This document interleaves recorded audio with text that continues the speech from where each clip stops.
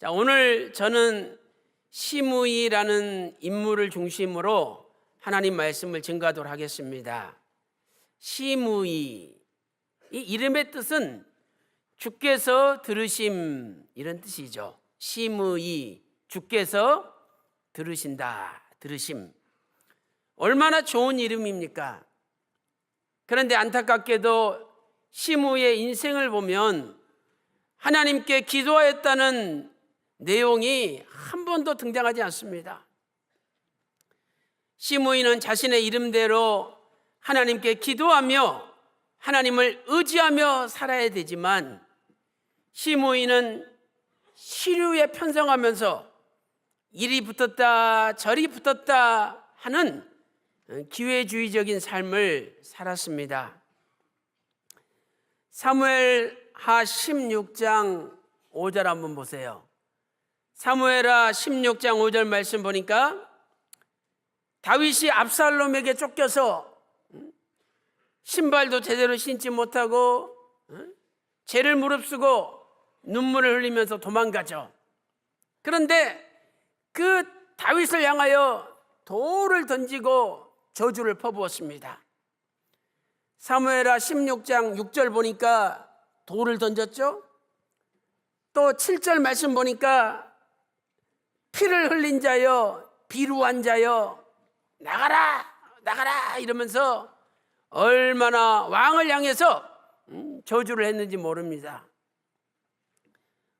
이때 다윗이 시므이를 죽일 수도 있었습니다.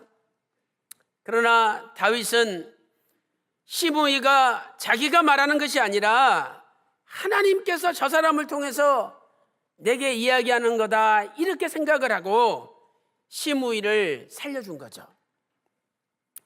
이제 얼마 있다가 다윗이 다시 압살롬이 죽임을 당하는 바람에 왕궁으로 돌아올 수 있었습니다. 시므이는 큰일 났어요. 자기가 다윗은 이제 끝날 줄 알고 돌을 던지고 저주를 퍼붓는데 다시 왕으로 돌아온다는 소식을 듣고 큰일 났다. 내 분명히 다윗에게 죽임을 당하겠구나, 이렇게 생각을 하고 베냐민 자손 1000명을 이끌고 다윗한테 와가지고 잘못했다고, 왕이시여 당신밖에 없다고 이러면서 아부를 하면서 땅에 엎드렸습니다. 그 말씀이 사무엘하 19장 16절부터 23절에 기록되어 있죠. 사무엘하 19장 16절부터 23절에 기록되어 있습니다. 이때도 다윗은 시므이를 죽일 수 있었습니다. 그러나 시므이를 용서해주고 가슴에 품었던 것이죠. 실로 시므이는 유리한 쪽에 붙어서 사는, 시류에 편성하는 기회주의적인 삶을 살았던 것입니다. 그런데 결국 시므이의 종말은 비참한 종말을 맞이하고 말았습니다. 오늘 본문 열왕기상 2장 46절 말씀 보니까 브나야에게 명함에 브나야가 나가서 시므이를 쳐 죽였다라고 성경은 말씀하고 있습니다. 왜 시므이는 비참한 종말을 맞이하게 되었을까요? 오늘 그 이유에 대해서 몇 가지 살펴보도록 하겠습니다. 첫 번째로, 시므이는 남의 죄를 정죄하다가 자신이 죽을 줄을 몰랐습니다. 그는 남의 죄를 정죄하기는 바빴지만 그것 때문에 자기가 죽게 된다는 것을 알지 못했던 거죠. 첫째로, 다윗은 죽을 때 솔로몬 왕에게 유언했죠. 그때 시므이를 죽이라고 유언을 합니다. 왜 그렇습니까? 비록 자기 때에는 시므이를 살려줬지만 그 시므이의 마음가짐, 행동 하나하나를 볼 때 언젠가는 배신하고 배반할 사람이라는 것을 다윗은 느꼈습니다. 자기 아들 솔로몬이 왕이 되었을 때 분명히 큰 화를 당할 것을 미리 보고서 솔로몬 왕에게 언젠가는 저 시므이는 제거해야 된다, 이렇게 유언을 했던 것이죠. 열왕기상 2장 9절 말씀 보세요. 그러나 저를 무죄한 자로 여기지 말지어다. 시므이를 죄가 없는 사람으로 여기지 말지어다. 그러면서 그 백발이 피를 흘려서 음부로 내려가도록 해야 된다, 이렇게 유언을 했던 것입니다. 그러나 시므이를 아무리 솔로몬 왕이지만 아무런 근거도 없이, 이유도 없이 죽일 수는 없잖아요. 그래서 일대지 두 번째로 솔로몬 왕은 시므이의 이 거주지를 제한시켰습니다. 시므이가 사는 거주지를 제한시켰죠. 야, 너는 예루살렘을 절대 떠나지 말라. 열왕기상 2장 36절 말씀 보세요. 너는 예루살렘에 집을 짓고 살고 너를 위하여 예루살렘 밖으로 나가지 말라. 열왕기상 2장 36절에 명령하였던 것이죠. 시므이는 이러한 왕의 명령에 순종해서 예루살렘을 떠나지 않고 살았습니다. 몇 년 동안 살았느냐? 3년을 순종하며 살았죠. 열왕기상 2장 38절 말씀 보니까 오래도록 머무니라. 그리고 39절에 열왕기상 2장 39절에 3년 후에라는 단어가 나오잖아요. 그러니까 3년까지는 잘 지켰는데 3년 후에 약속을 어기게 되죠. 무슨 일이 일어났습니까? 시므이에게 종이 두 사람 있었는데 그 두 사람 종이 시므이 주인에게 알리지도 않고 몰래 도망을 가버려서 저 가드라는 곳까지 도망을 친 것이죠. 시므이는 두 종을 찾으려는 마음으로 예루살렘을 떠나 38km가 떨어져 있는 가드라는 곳까지 가서 도망친 두 종을 찾아가지고 돌아왔습니다. 열왕기상 2장 40절에 두 종을 데려왔다는 말씀이 기록되어 있죠. 사랑하는 성도 여러분, 시므이는 두 종이 도망친 것을 알고 어떻게 생각했을까요? 아니, 주인에게 말도 하지 않고 몰래 도망쳐? 저것들 그냥 내버려 두면 안 된다. 내 반드시 찾아와가지고 얼마나 공의가 중요하고 정의가 중요한지를 보여줘야 되겠다. 이러면서 직접 가가지고 두 종을 찾아서 데려왔습니다. 시므이는 다른 사람의 죄를 정죄하는 데 있어서 아주 정확한 사람이었어요. 그러나 다른 사람을 정죄하면서 동시에 자기 자신이 엄청나게 큰 죄를 범하고 있다는 사실을 깨닫지 못했습니다. 솔로몬과 예루살렘을 떠나지 않겠다 약속했죠.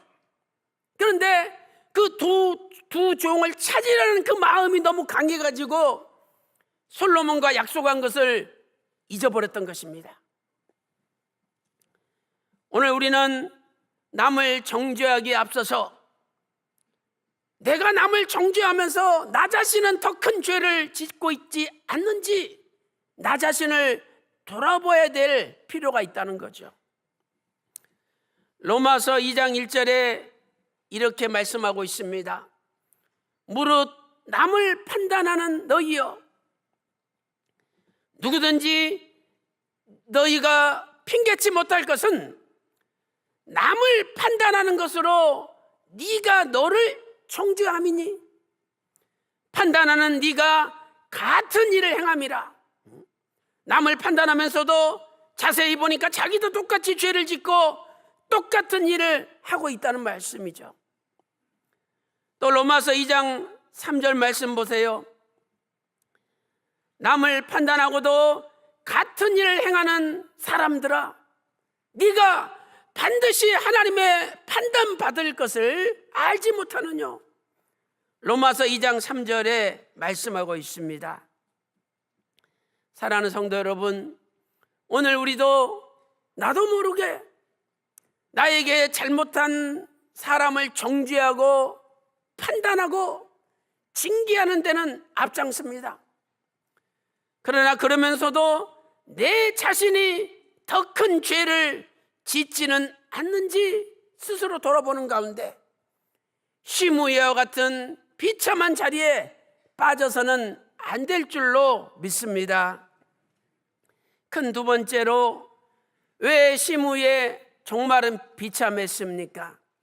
두 번째는 솔로몬 왕과의 약속을 어겼기 때문이죠. 솔로몬 왕과의 약속을 파기하였기 때문입니다.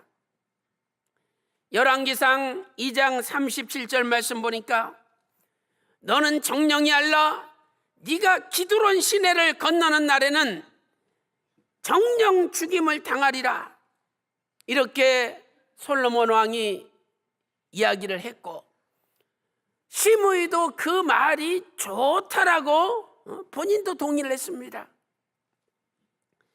열왕기상 2장 38절 말씀 보니까 이 말씀이 좋사오니 내 종이 주의 말씀대로 순종하겠다라고 고백했던 것이죠. 그러나 3년 후에 시므이는 솔로몬과의 약속을 파기하고 38km나 떨어진 가드까지 가고 말았던 거죠. 첫 번째로, 왜 시므이는 예루살렘을 떠나 가드까지 갔습니까? 도망친 종들을 찾기 위해서죠. 열왕기상 2장 40절을 자세히 보면 동사가 여러 번 반복되는데 와우 계속법으로 연결되어 있습니다. 거기 보니까 일어나 나귀의 안장을 지우고 가서 데려왔더니, 모든 동사가 계속적인 용법으로 연결되어 있어요. 이것은 시므이가 아주 신속하게 적극적으로 가서 종들을 찾아온 모습을 나타내고 있습니다. 실로 도망친 종들을 잡아오는데 시므이가 매우 신속하고 정확했음을 알려주고 있습니다. 그러나 시므이는 종들을 찾고자 하는 욕심이 너무 가득 차 있어서 결국은 자기 자신이 예루살렘을 나가서는 안 된다는 그 약속의 말씀을 미처 생각하지 못했던 거죠. 솔로몬과의 약속을 아주 경홀히 소홀히 여겼던 것입니다. 이대지 두 번째로, 솔로몬 왕은 평강의 왕이 되시는 예수님을 예표합니다. 솔로몬 왕은 평강의 왕 되신 예수님을 예표하죠. 솔로몬의 뜻이 무엇입니까? 솔로몬은 평화로운 또는 평강의, 이런 뜻이죠. 솔로몬이 왕이므로 솔로몬은 평강의 왕이신 예수님을 예표합니다. 이사야 9장 6절에 예수님을 예언하면서 한 아들 한 아기를 우리에게 주셨는데 기묘자라 모사라 전능하신 하나님이라 영존하시는 아버지라 평강의 왕이라고 이사야 9장 6절에 말씀하고 있습니다. 시므이가 솔로몬 왕의 말씀에 불순종함으로 죽임을 당했듯이 우리도 평강의 왕 되신 예수님의 말씀에 불순종하면 멸망을 당할 수밖에 없다라고 성경은 말씀을 하고 있습니다. 신명기 32장 15절 말씀을 보세요. 신명기 32장 15절에 여수론이 살찜에 발로 차버렸도다. 누구를 발로 찼습니까? 하나님을 발로 차버렸다는 거예요. 하나님 도와주세요. 내가 돈도 잘 벌게 해주시고 건강하게 해주시고 우리 가족이 편안하게 잘 살게 행복하게 해주십시오. 기도해서 하나님이 복을 주심으로 살이 찌고 살만해지고 편안해졌다는 거죠. 그런데 살찌고 살만하니까 그냥 하나님을 발로 쳐버렸다는 거예요. 이제 내가 뭐 잘 먹고 잘 사는데 하나님이 무슨 필요가 있느냐 이러면서 하나님을 발로 쳐버리고 이스라엘의 반석을 경홀히 여겼대요. 그 반석이 예수님 아닙니까? 이렇게 오늘 우리도 어느 정도 살만하니까 하나님을 버리고 예수 그리스도를 경홀히 여기지 않는지 우리는 돌아봐야 되겠죠. 세 번째, 이대지 세 번째로 왕의 말씀을 저버린 이유는 무엇입니까? 왕의 말씀을 저버린 가장 구체적인 이유는 욕심 때문이죠. 도망친 두 종을 기어이 찾아와야 되겠다는 그 욕심, 의욕이 너무 강해가지고 결국은 솔로몬과의 약속을 파기한 겁니다. 욕심은 하나님 말씀을 잊어버리게 합니다. 욕심은 하나님 말씀에 불순종하게 만듭니다. 마가복음 4장 19절에서 욕심이 들어와서 하나님 말씀을 막아버렸다고 마가복음 4장 19절에 말씀하고 있습니다. 야고보서 1장 15절 말씀 보니까 욕심이 잉태한 적 죄를 낳고 죄가 장성한 적 사망에 이르느니라 말씀하고 있습니다. 사랑하는 성도 여러분, 오늘 저와 여러분도 시므이처럼 너무 인간적인 의욕이 강하고 너무 인간적인 욕심이 강하여서 일을 추진하다 보면 나도 모르게 아버지 말씀을 어기며 결국은 내가 죄를 짓는 자리에 들어갈 수 있다는 것을 우리에게 경고하고 있습니다. 지난번에 미국에 선교 갔을 때 어떤 권사님이 저한테 이런 이야기를 했습니다. 자기가 젊어서 엄청나게 돈을 많이 벌었대요. 그런데 자기가 하나님 앞에 감사를 드리고 11조 드리는 것을 실천하지 못했대요. 그리고 이제 나이 먹으면서 그 엄청난 돈을 다 잃어버리고 지금은 말씀이 가슴 깊이 와닿고 이제 하나님 앞에 감사하면서 11조도 드리면서 정말 잘 믿어야 되겠구나 이 마음에 점이 온대요. 그런데 지금은 하나님 앞에 11조를 드리고 싶어도 드릴 돈이 하나 없다는 거예요. 그러면서 목사님, 제가 젊었을 때 너무 철이 없었다고 간증하는 것을 제가 들은 적이 있습니다. 사랑하는 성도 여러분, 오늘 우리도 지나친 인간적인 의욕과 욕심이 앞서서 나도 모르게 하나님의 말씀을 어기고 살고 있지 않는지 돌아보는 가운데 우리의 남은 생에는 하나님의 말씀에 순종하며 모든 인간적인 욕심을 버리고 하나님 기뻐하시는 삶을 사시기를 주님의 이름으로 축원합니다. 큰 세 번째, 왜 비참하게 되었습니까? 세 번째는 말씀에 부분적으로 순종했기 때문이죠. 말씀에 부분적으로 순종했기 때문입니다. 첫째로 솔로몬 왕은 시므이에게 두 가지를 명령했습니다. 먼저 열왕기상 2장 36절에는 예루살렘을 떠나지 말라, 첫 번째 명령이죠. 열왕기상 2장 37절에는 기드론 시내를 건너지 말라, 이렇게 명령했습니다. 기드론 시내를 건너지 말라. 3대지 두 번째로 시므온은 기드론 시내를 건너지 말라는 말씀에는 순종했습니다. 예루살렘에서 가드까지 갔죠. 그런데 이 가드로 갈 때는 기드론 시내를 건널 필요가 없어요.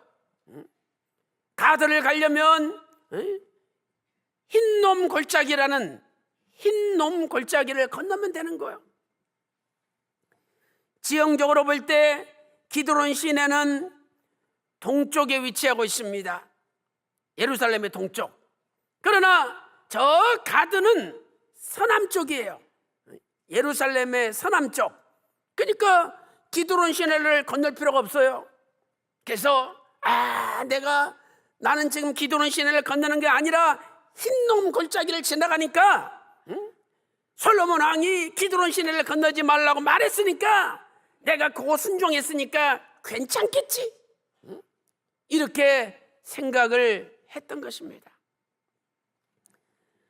시므이는 자신이 기드론 시내를 건너지 않았기 때문에 설마 솔로몬이 나를 죽이기까지 하겠느냐라고 생각했던 것이죠.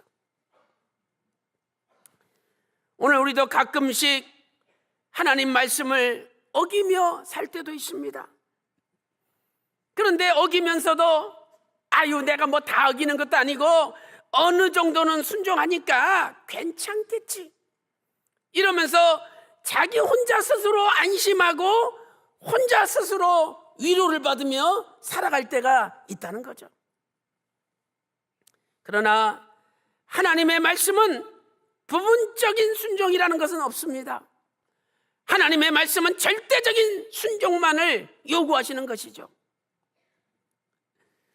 오늘 우리가 하나님 말씀에 절대적으로 순종하는 것이 비록 어려운 일이지만 하나님 말씀에 순종하겠다는 마음과 자세가 있다면 하나님께서 도와주시고 우리가 하나님 말씀을 지킬 수 있는 은혜를 주십니다. 로마서 8장 3절 보세요. 율법이 육신으로 말미암아 연약하여 할 수 없는 그것을 하나님은 하시느니라. 로마서 8장 3절에 율법은 못하지만 하나님은 하실 수 있대요. 공동 번역은 이렇게 번역하고 있습니다. 인간의 본성이 약하기 때문에 율법이 이룰 수 없지만 하나님은 이룰 수 있습니다. 우리 인간의 본성이 약하기 때문에 못해. 율법은 못한다는 거예요. 그러나 하나님은 연약한 인간의 육신의 본성도 이기시고 할 수 있게 만들어 주신다는 겁니다. 사랑하는 성도 여러분, 우리가 과거에 하나님 말씀에 불순종했다 할지라도 다시 한번 회개하면 하나님께서 반드시 용서해 주시고 우리 앞길이 환하게 열리도록 인도해 주십니다. 사도행전 3장 19절에 그러므로 너희가 회개하고 돌이켜 죄 사함을 받으라. 그리하면 유쾌하게 되는 날이 주 앞으로부터 우리에게 이른다라고 약속하고 있습니다. 오늘도 과거에 하나님 말씀에 불순종하고 부분적으로는 순종하며 부분적으로는 어기며 살았다 할지라도 오늘 다시 한번 진심으로 회개하는 가운데 우리의 남은 생애는 하나님 아버지께서 명령하신 대로 절대 순종하여 우리 앞길이 환하게 열리는 놀라운 역사가 있기를 주님의 이름으로 축원합니다. 결론적으로 예루살렘을 떠나지 말아야 합니다. 예루살렘을 떠나서는 안 됩니다. 열왕기상 2장 36절에 예루살렘을 떠나지 말라고 명령하셨죠. 예루살렘에 머무는 길은 사는 길이요 보호를 받는 길이요 행복한 길입니다. 그러나 예루살렘을 떠나는 길은 죽는 길이요 보호받지 못하는 길이요 결국은 불행의 길이 된다라고 성경은 말씀하고 있습니다. 열왕기상 2장 38절에 시므이가 예루살렘에 머무를 때는 살았지만 예루살렘을 떠나는 순간에 죽음이 찾아왔습니다.